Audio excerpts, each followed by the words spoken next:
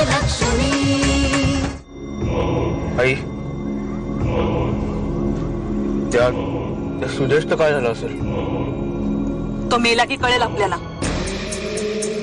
त्या सरिताच्या बापानं तुझ्यावरती हात उचलला आणि माझं डोकं सटकलं आणि त्यात तो सुदेश त्याच्या बापाची चूक असून सुद्धा मलाच मारायला लागला। पाहिलंय मी सगळं आणि आता एक गोष्ट लक्षात ठेव, झालेल्या गोष्टींबद्दल जास्त विचार करत बसू नकोस।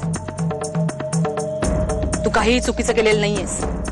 त्या सुदेशने तुझ्यावर हल्ला केला आणि स्वतःचा बचाव करण्यासाठी चुकून त्याला झटापटीत चुरा लागला, हे असं आणि असंच सांगायचं आपल्याला, कळलं? खरंच तुझ्यासारखी आई मिळायला ना नशीबच लागतं।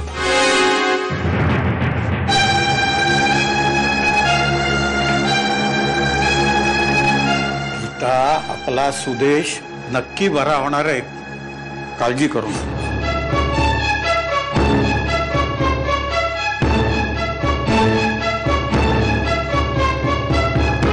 तू केलेल्या चुकीचं प्रायश्चित्त आम्ही सगळे कुटुंबीय भोगतो आहोत।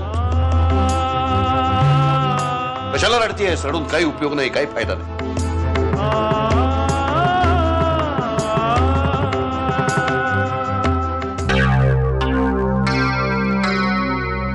काय केलं हे सूर्यानं? मला तोंड दाखवायला जागा ठेवली नाही। हे बघ सरिता,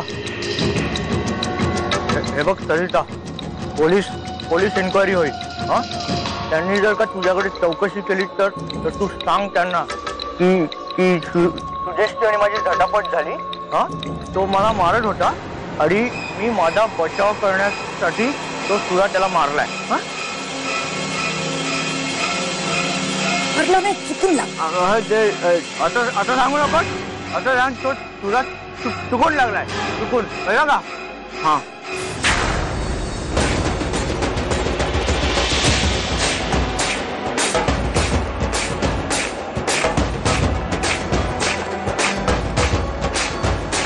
काय तुम्ही दोघं या घराचे हक्क दाखवताय? आम्हाला जनावरांसारखी वागणूक देताय? नाही। आता या घरावर काही जाणार नाहीये तुमचं। चला चालते वा, निघा इथून, निघा। सूर्या, तोंड सांभाळून बोल, कळलं? काय करणारस तू? हा, तू काही करू शकत नाहीस। बायकोचा पदर धरून चालणारा तू काय करणारस तू? हा, सूर्या, मला आता राग येतोय। चल चल, काही करू शकत नाही तू, बघायचं तुला? चल भाऊजी, चल, सूर्या, काय करताय तुम्ही? काही करू शकत नाही तू। हा, काही करू तू काही करू शकत नाही। चल सूर्या, काही करू शकत नाही तू। काय भाऊजी, करणार? थांबा, काय करताय तुम्ही हे? काय? शेवटचं सांगतो सूर्या, काय करणार? संजय, सूर्या,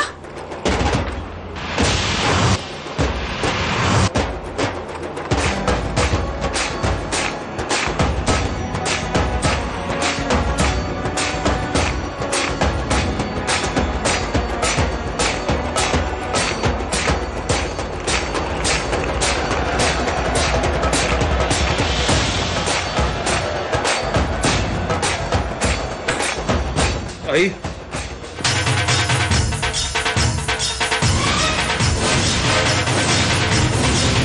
लाज नाही वाटत तुला? अरे तुझा मोठा भाऊ आहे ना तो, हल्या हल्या भांडण उकरून काढलं। अरे अरे, कुठे पाप फेडशील हे? आईंमधला हा बदल काय अर्थ आहे याचा? सूर्या, सूर्या, मला तुझं तोंड देखील बघायची इच्छा नाहीये।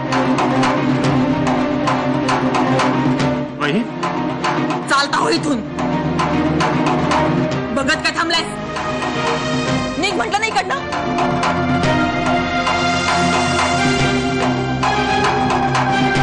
संजय, मला माफ कर। नाही काकू, बघितलंस, म्हणून मी फक्त वयाने मोठी आहे रे, आणि तू मनाने मोठा आहेस। बघ संजय, सूर्याला माफ कर।